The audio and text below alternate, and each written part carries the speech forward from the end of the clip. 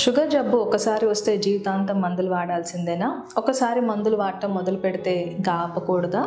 అసలు షుగర్ జబ్బు నయమైపోయే అవకాశాలు ఉన్నాయా? ఎవరిలో నయమైపోతుంది? డయాబెటీస్ ఒక్కసారి రివర్స్ చేసిన తర్వాత మళ్ళీ వచ్చే అవకాశాలు ఉంటాయా? ఇటువంటి వివరాల గురించి మనం ఈ వీడియోలో చూద్దాం. హాయ్, నేను డాక్టర్ దీప్తి కారేటి, విమెన్స్ క్లినిక్స్ నుండి. డయాబెటీస్ అంటే వాళ్ళ రక్తంలో బ్లడ్ షుగర్ లెవెల్స్ ఉండవలసిన దానికన్నా అధికంగా ఉంటాయి.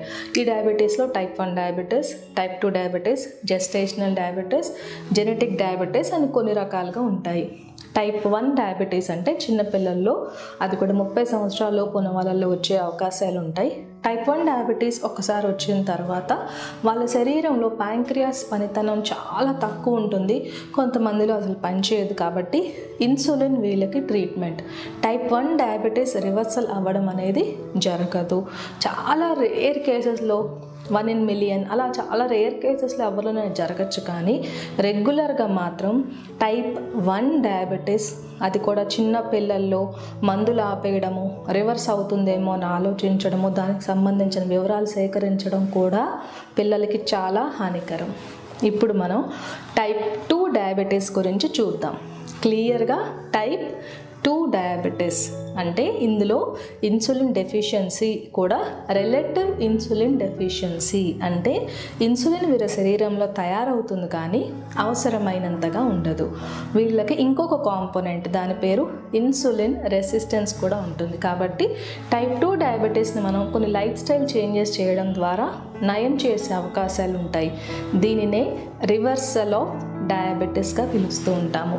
సో రివర్సల్ ఆఫ్ డయాబెటీస్ అంటే టైప్ 2 డయాబెటీస్ అని మీరు ఖచ్చితంగా గుర్తుపెట్టుకోవాలి. ఇప్పుడు మనం టైప్ 2 డయాబెటీస్ ఎవరిలో రివర్స్ చేయొచ్చు, ఎవరిలో రివర్స్ చేయలేము అన్న విషయాల గురించి చూద్దాము.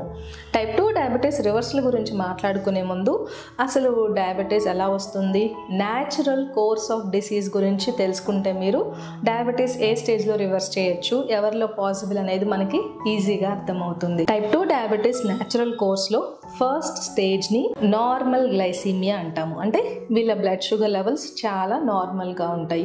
ఈ నార్మల్ స్టేజ్లో ఉన్న వాళ్ళకి జెనెటిక్ హిస్టరీ అంటే తల్లిదండ్రుల్లో ఎవరికన్నా షుగర్ వ్యాధి ఉన్నా, లేకపోతే వీళ్ళు ఒబిసిటీ, ఓవర్ వెయిట్, తర్వాత వీళ్ళ సెడెంటరీ లైఫ్ స్టైల్, కదలకుండా కూర్చోవడం, సిట్టింగ్ ఈజ్ న్యూ స్మోకింగ్గా పిలుస్తున్నారు. అంటే ఎక్కువసేపు కూర్చుని ఎటువంటి వ్యాయామం చేయకపోయినా కూడా డయాబెటీస్, గుండె జబ్బులు, పక్షవాతం వంటి లైఫ్ స్టైల్ డిసీజెస్ వచ్చేస్తున్నాయి. కాబట్టి సిట్టింగ్ ఈజ్ న్యూ స్మోకింగ్గా పిలుస్తున్నారు. సో ఈ జెనెటిక్ ప్రిడిస్పోజిషన్ ఉన్న వాళ్ళు ఎవరైతే ఉన్నారో వాళ్ళు obesity, over weight, stressful life style, sedentary life style, exercise ఏమీ చేయకపోవడము, హై క్యాలరీ జంక్ ఫుడ్స్, రోజంతా మార్నింగ్ బ్రేక్ఫాస్ట్ స్కిప్ చేసి మధ్యాహ్నం హెవీగా బిర్యానీ తినేయడం, ఎక్కువగా కూల్ డ్రింక్స్ తాగడం, రైస్ కన్సంప్షన్ ఎక్కువ ఉన్న వాళ్ళు, జంక్ ఫుడ్ అంటే French fries, pizza, burgers, cakes, ఇటువంటి బేకరీ ప్రోడక్ట్స్ తినే వాళ్ళల్లో కూడా షుగర్ లెవెల్స్, డయాబెటీస్ వచ్చే అవకాశం ఉంది.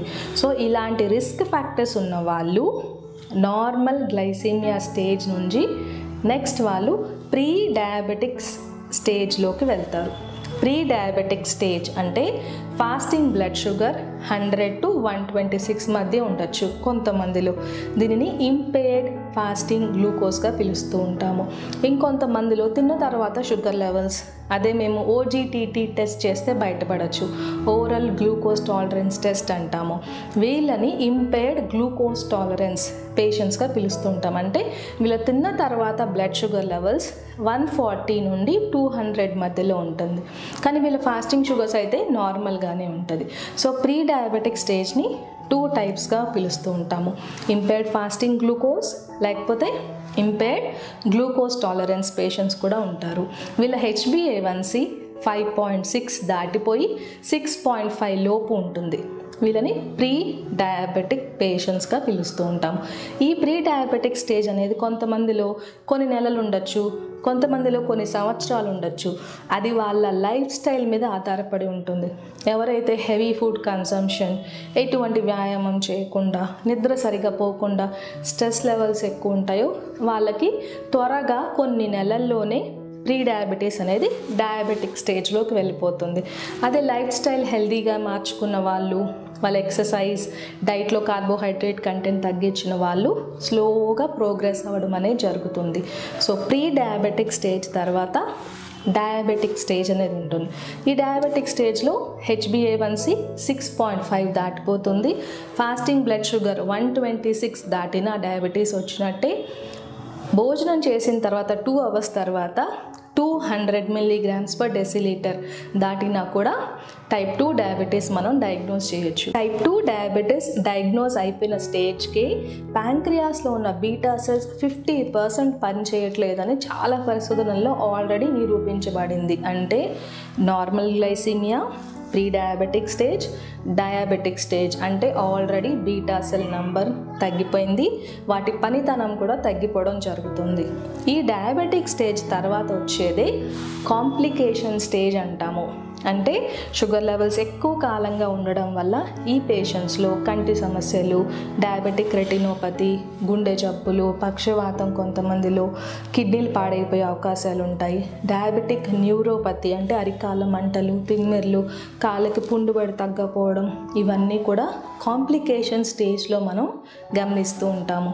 సో ఈ మొత్తాన్ని న్యాచురల్ కోర్స్ ఆఫ్ డయాబెటీస్ అంటే ఒక్కసారి నార్మల్ పేషెంట్ ప్రీ డయాబెటిక్ స్టేజ్లోకి వెళ్ళిపోవడం, తర్వాత డయాబెటిక్ స్టేజ్, తర్వాత కాంప్లికేషన్ స్టేజ్ అనేది వస్తుంది. కానీ మీ అందరికీ ఒక గుడ్ న్యూస్ ఏంటంటే మనం ఖచ్చితంగా మీరు ఏ స్టేజ్లో ఉన్నారో మేము అసెస్ చేస్తాము. మీరు ప్రీ డయాబెటిక్ స్టేజ్లో ఉంటారు, కొంతమంది పేషెంట్స్ డయాబెటీస్ ఎర్లీ స్టేజ్లో ఉంటారు, కొంతమంది డయాబెటీస్ వచ్చి కొన్ని ఇయర్స్ అయి ఉండొచ్చు, కొంతమంది ఆల్రెడీ కాంప్లికేషన్ స్టేజెస్లో కూడా మా దగ్గరకు వస్తూ ఉంటారు. కానీ మీరు ఏ స్టేజ్లో ఉన్నా మనం డయాబెటీస్ని రివర్స్ చేయొచ్చు. అదేంటి డాక్టర్ గారు మా కాంప్లికేషన్స్ ఎక్కువ ఉన్నాయి, ఆల్రెడీ కంటి సమస్యలు ఉన్నాయి, ఇన్సులిన్ ఇంజెక్షన్స్ వాడుతున్నామని చెప్తూ ఉంటారు కొంతమంది. కానీ మీరు మీ లైఫ్ స్టైల్లో చేంజెస్ అంటే ఆహారంలో తీసుకునే కార్బోహైడ్రేట్స్ తగ్గించి కొంచెం వ్యాయామం చేసినా కూడా ఇన్సులిన్ ఆపేసి ట్యాబ్లెట్స్లోకి షిఫ్ట్ చేసే అవకాశాలు కొంతమందిలో ఉంటాయి. మరి దీనిని కూడా మనం డయాబెటీస్ రివర్సల్గా పిలవచ్చు కదా. అంటే వాడే మెడికేషన్ తగ్గించుకున్నా కూడా అది రివర్సల్, అంటే రివర్సల్ ఆఫ్ డయాబెటీస్ అనే దాంట్లో కొంతమందిలో కంప్లీట్గా రివర్స్ అవుతుంది, కొంతమందిలో 50% అవ్వచ్చు, కొంతమందిలో 30% అవ్వచ్చు. కాబట్టి గుడ్ న్యూస్ ఏంటంటే మనం ప్రతి ఒక్కళ్ళలో ఎంతో కొంత అయినా డయాబెటీస్ని మనం రివర్స్ చేయొచ్చు. దీనిని డయాబెటిక్ డిసీజ్ ప్రాసెస్ అంటే ఈ న్యాచురల్ కోర్స్ ఏదైతే ఉందో దానిని మనం ఖచ్చితంగా ఆపితే ఈ డయాబెటిక్ పేషెంట్ కాంప్లికేషన్ స్టేజ్లోకి వెళ్ళకుండా ఉండడమే మనందరం చేసే ప్రయత్నం. కొంతమందికి విల్ పవర్ చాలా ఎక్కువ ఉంటుందండి, బాగా డైట్ చేస్తారు, పర్సిస్టెన్స్ ఉంటుంది, ఎక్కువ బరువు తగ్గిపోతారు, వాకింగ్, ఎక్సర్సైజ్, స్ట్రెస్ మేనేజ్ చేసుకుని ఇవన్నీ పర్ఫెక్ట్గా చేయడం వల్ల 100% మేము డయాబెటీస్ రివర్స్ చేసిన పేషెంట్స్ కూడా చాలామంది ఉన్నారు. అంటే డయాబెటిక్ రివర్సల్ అనేది మీ చేతుల్లోనే ఉంటుంది. మేము కేవలం దానికి కావాల్సిన సలహా ఇవ్వడము, ఎక్కడెక్కడ దారి తప్పుతుంది, కరెక్ట్గా మీకు డైట్ పద్ధతులు చెప్పడము, ఎక్సర్సైజ్ సరిపోకపోతే ఇంకొంచెం పెంచడము, షుగర్స్ మానిటర్ చేసి అవసరమైన చోట మెడిసిన్స్ ఇవ్వడం అనేది జరుగుతుంది.